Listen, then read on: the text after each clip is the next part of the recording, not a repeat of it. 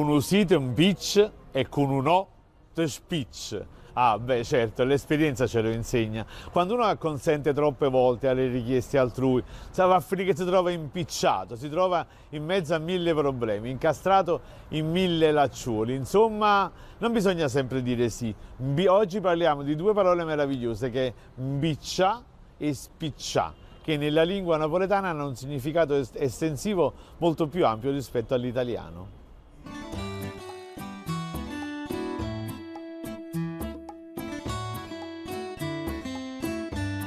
Sto impicciato, tengo troppe cose da fare, sto incastrato, sto impedito, sto ostacolato, e dal francese empêcher, infatti noi parliamo francese anche, che significa appunto impedire, quindi io sono impedito, non posso fare niente, sto impicciato. Per favore ti impicci dei cazzi tuoi, impicciati dei fatti tuoi, quindi fatti i fatti tuoi, non ti fare i fatti altrui, perché chi si impiccia resta impicciato, cioè chi si intromette nei fatti altrui alla fine resta coinvolto mani e piedi. Ci troviamo in un bel ginepraio, stam impicciata. Il contrario di impiccià è naturalmente spicciarsela, spiccia, liberarsi dagli impicci. Ma spicciare è anche sbrigare. Chi le sta spicciando i clienti a Reto Bancor? Ma facete spicciare mi spicciate quando vai all'ufficio postale, ma vi da spicciare spicciate anche, fai presto, dai, spicciati, vogliamo, spicciamoci che mano, manammo in mano, facciamo presto, affrettiamoci, spicciamoci.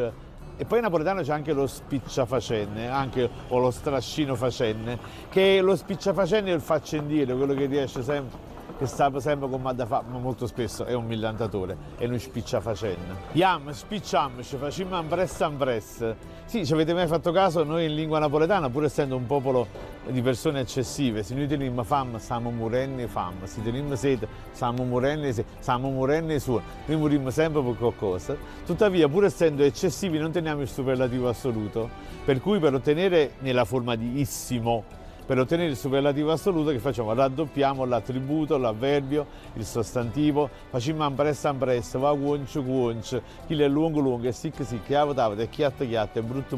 Ecco, noi raddoppiamo per ribadire meglio, ecco perché facciamo ambress, spicciamoci, votta a faiurne, va, sbrigati, fai presto, spicciati, butta, ma quando l'evento poi tarda a verificarsi, mo faiurne, Mia mamma, a proposito di spicciare, diceva sempre di impicciare e spicciare, diceva non ti impicciare, non ti intricare, male non fa e paura non avere.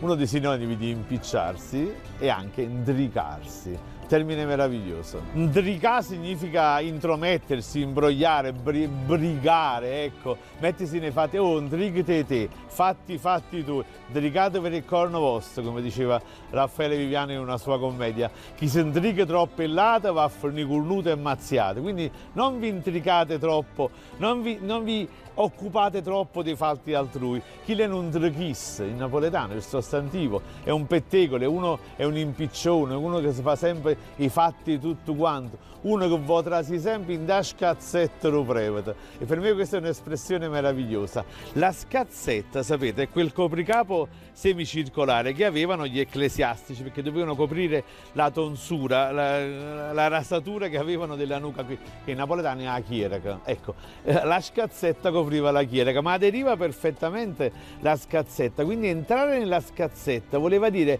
entrare nei segreti più profondi, più segreti, più inconfessabili degli ecclesiastici. Per esempio, ecco, erano quelli che volevano entrare soprattutto nei segreti della confessione. Sapere, per un trichisso, sapere i fatti della confessione sarebbe il massimo. Vuoi sapere i fatti tutto quanto, potrà sì in da scazzetta lo prevede.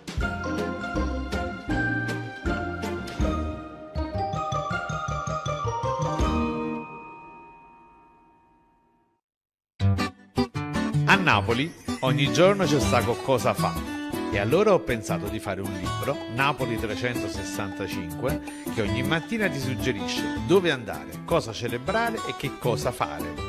Insomma, un libro da tenere in gabinetto e studiare, perché si sa, nessuno nasce imparato, accattata villa.